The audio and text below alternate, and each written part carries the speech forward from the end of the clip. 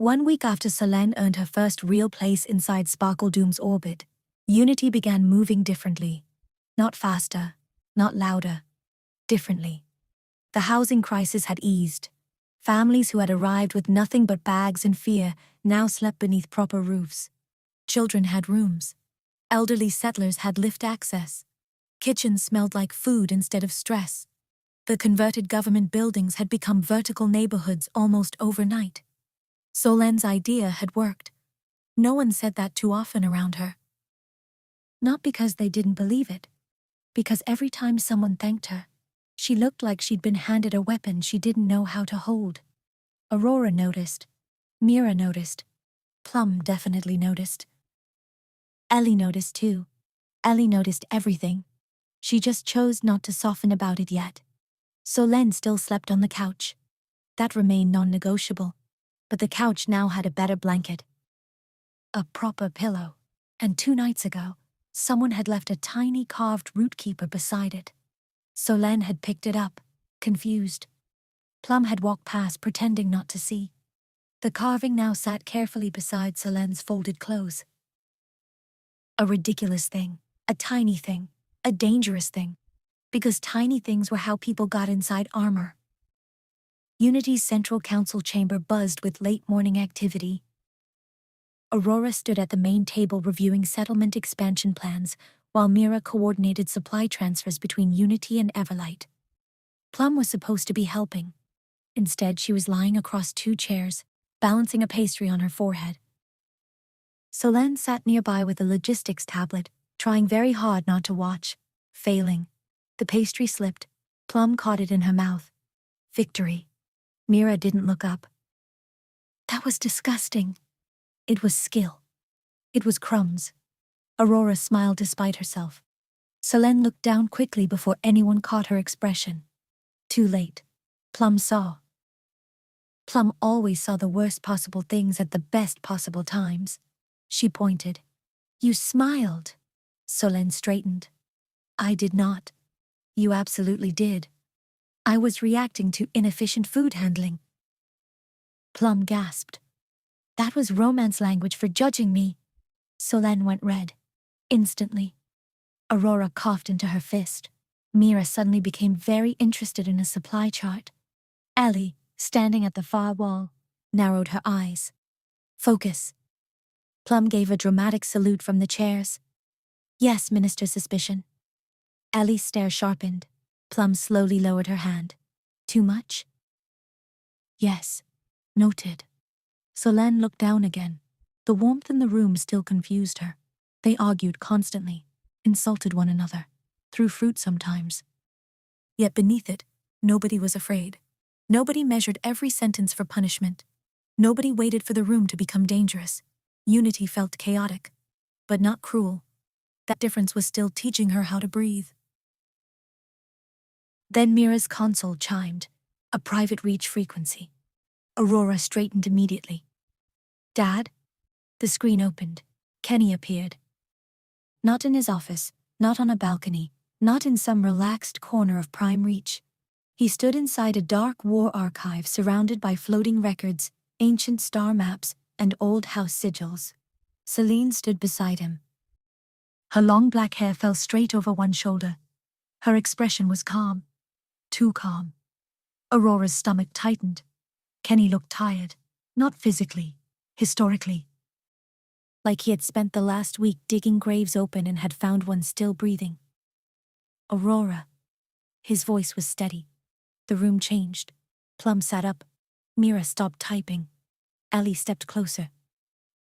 Solene went still. Kenny's eyes moved across them and stopped on Solene. Good. Aurora frowned. Good? I need her here for this. Solene's posture stiffened. Me? Kenny nodded. Yes. He lifted one hand. The archive behind him shifted. A symbol appeared. A silver gate split down the center by a black thorn. Around it coiled a circle of pale stars. Solene's face drained of color so quickly that Plum noticed before anyone else. Plum's joking expression vanished. You know that. Solene swallowed. Her voice faded. Kenny watched her carefully. Say the name. Solen shook her head once. Not denial. Fear. I only know fragments. Say the name. The room went still. Solen looked at the symbol, then whispered, House Valethorn. The name moved through the room like something cold crawling under a door. Aurora looked at Kenny. You found the rival house. Kenny did not smile. No. A pause. I found what was standing behind it. Mira stepped closer. Valethorn? Celine answered this time. One of the old night houses. Plum frowned. Night house like swords and banners? Kenny's eyes didn't leave the symbol. Knights like gate defenders. The ancient star map expanded. Jump gates appeared as brilliant rings scattered across old space, linked by glowing lines. The jump gates weren't just travel roads. They were civilization.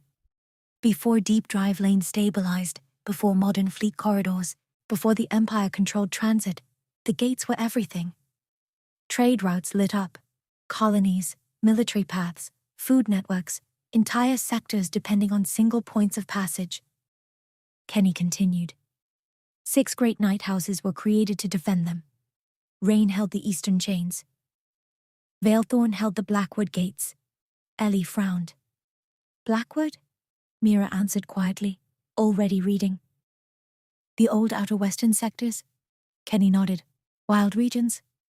Pirate kingdoms? Lost colonies? Dead gate fields? Places nobody sane wanted to patrol. Plum raised her hand slightly. So naturally they put the creepiest house there. Kenny looked at her. Essentially. Plum lowered her hand. Nice.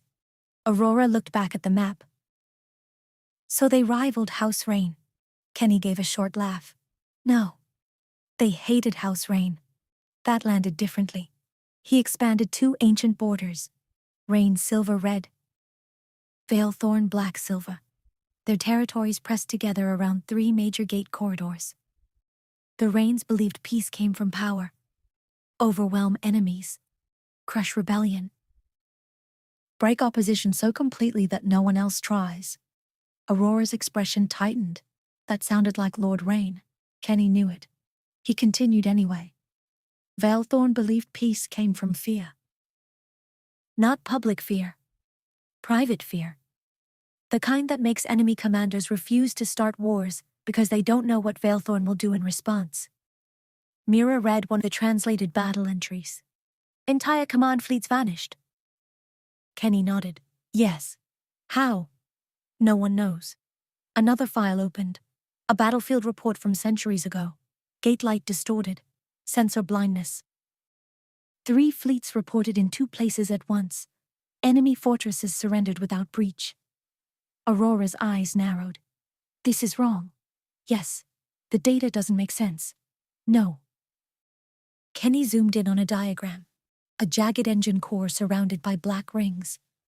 This is what little we have on their technology. Rain Archives called it Thorncraft. Ellie folded her arms. What does it do? Kenny's face darkened. That's the problem. Nobody fully knew. Celine stepped closer to the projection on her side.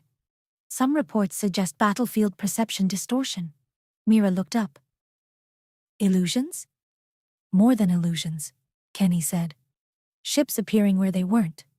Armies hearing orders no one gave. Targeting systems locking onto empty ground. Whole sections of battlefields going silent. Solen's hands curled slowly into fists. Aurora noticed. You knew some of this.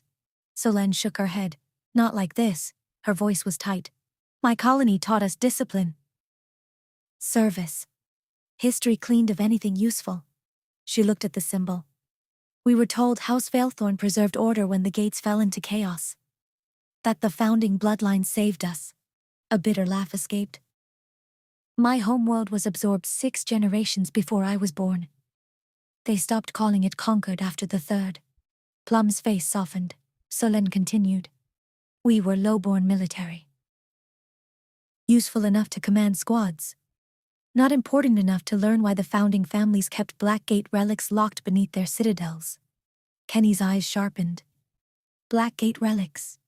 Solen froze. The room shifted. Kenny leaned slightly closer to the transmission. Say that again? Solen looked uncertain. That's what they called them. Old devices. Not weapons. Not exactly. Only founding bloodline offices were allowed near them. Mira whispered. Thorncraft. Kenny exhaled slowly. That single breath made Aurora colder than any shout could have. Dad. Kenny looked at her. The Rains feared 3 things. Aurora listened. The Emperor turning on them. The jump gates collapsing completely. And Valethorn waking its old machines. No one moved. Even Plum had gone quiet. Kenny looked at Selene. Commander Vare is not the center of this. Selene nodded slowly. No, I don't think he ever was. Kenny brought up Vare's profile. Then another. Then another. Names, ranks, blood markers, founding lineage. At the top of the hierarchy appeared a name none of them had seen before. High Marshal Sereth Valethorn. Solen whispered. Sereth. You know him? No. Her face tightened. But every barracks had his oath carved above the doors. Plum shifted uncomfortably. What oath? Selene didn't look away from the name. Mercy belongs to peace. A pause. In war, mercy belongs to the victor. Silence. Plum made a disgusted face. Hate that. Good, Ellie said. Because it's awful. Kenny continued. Sereth is founding bloodline. Direct descendant of the original Blackwood Gate Wardens. He controls the old military colonies. The rival house that attacked Valcrest was a proxy. Aurora's eyes hardened. Testing us. Yes. Mira's voice lowered. Testing Reach's response. Testing Sparkle Doom. Kenny nodded. And testing Selene. Selene looked up sharply. What? Kenny's expression didn't soften. You were not sent because they trusted you. He let that sink in. You were sent because they suspected you might break. Solene's face went blank. Plum stood. What? Kenny continued carefully. Your refusal at Valcrest would have been recorded. Your hesitation. Your defense of civilians. Your interaction with Plum. He looked at the old house symbol. They gave you an assassination mission because either outcome benefited them. Aurora understood. If she killed Plum, Sparkle Doom broke. Ellie finished. If she defected, they identified weakness in their own chain. Mira looked at Selene, horrified. Solen sat very still. They wanted me to fail. Kenny's voice was quiet. They wanted to know if you would. For a moment, Selene looked like the floor had disappeared beneath her. All the fear, all the guilt, all the shame she'd carried since defecting. And now this. Even her betrayal had been useful to them. Plum crossed the room before anyone else moved. She didn't hug Selene. Not yet. Trust wasn't there. But she stood beside her, shoulder close, presence loud. Well. Plum looked at the screen. They can choke on that. Selene let out a broken laugh. Plum glared. I'm serious. I know. Good. Kenny's mouth twitched. Then he became serious again. This changes our response. Aurora looked at him. How? Reach doesn't march blind.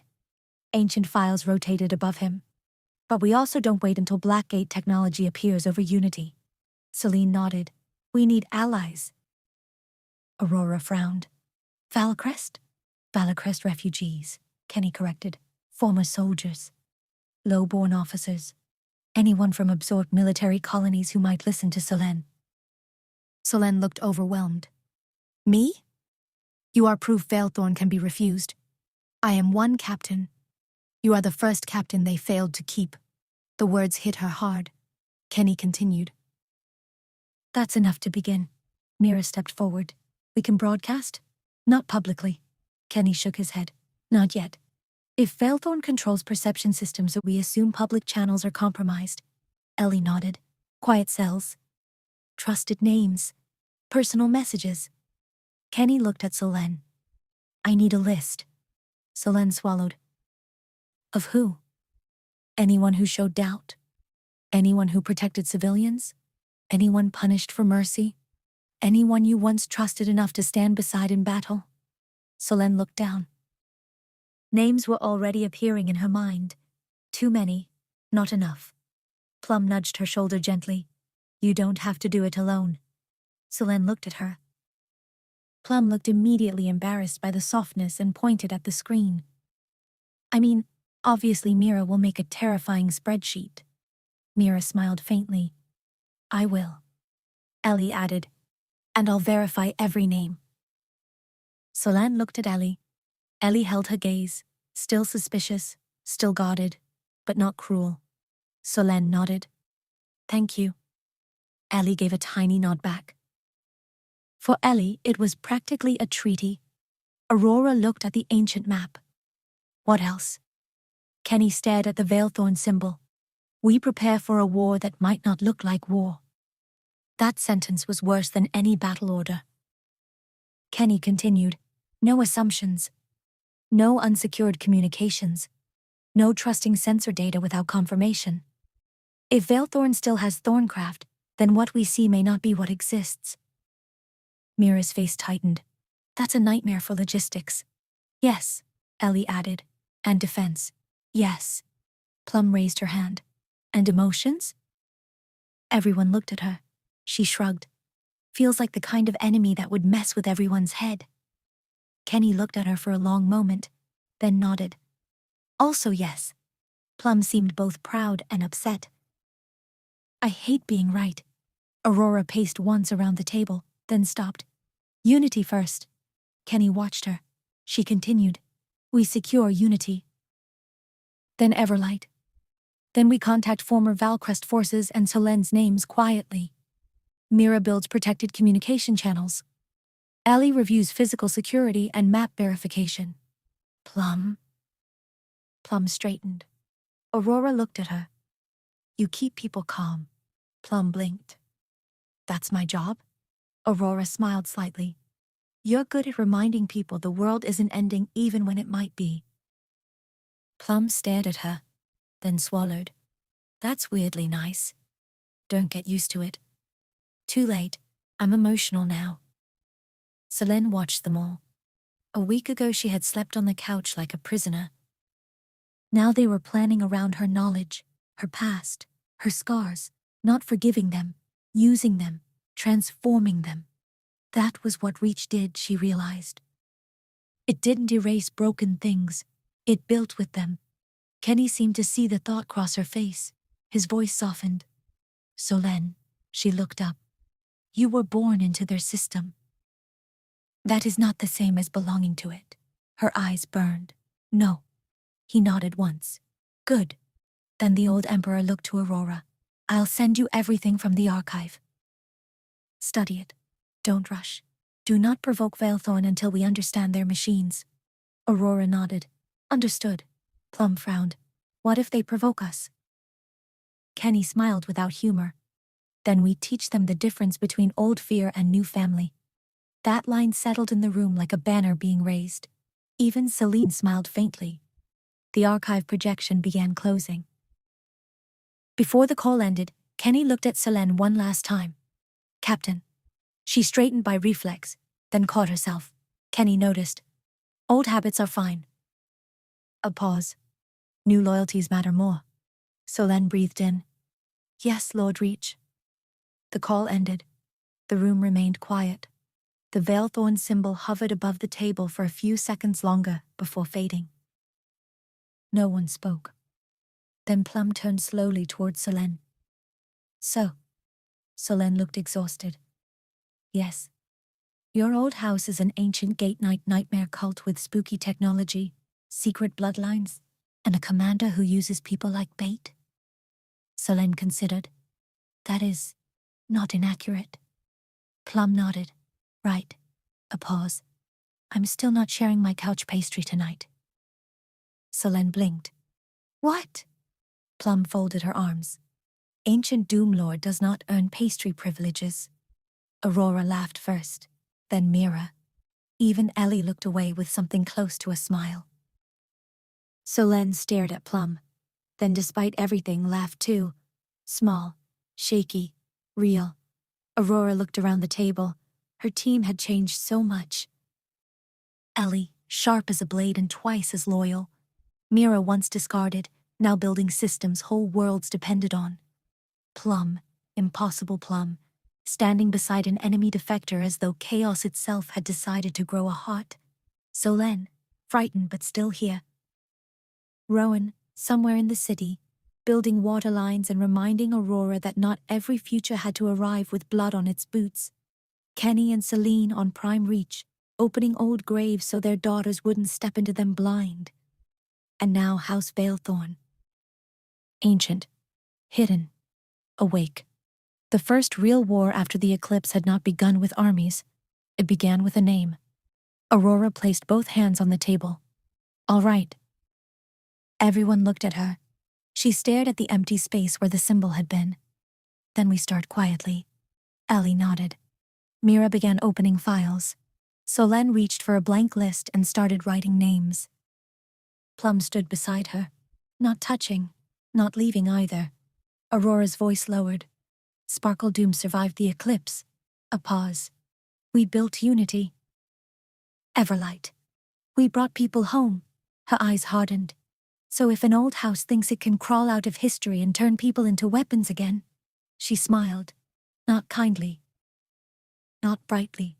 Like Kenny. Like Celine. Like herself. Then it's about to learn we don't scare that easily. Outside, unity moved beneath afternoon light. Children played in converted government halls. Families cooked in shared kitchens. Root keepers wandered through gardens like tiny guardians of soil and sanity. Life continued. Beautiful. Fragile. Worth defending. And somewhere far beyond reach space, beneath banners older than the modern empire, House Valethorn finally stirred.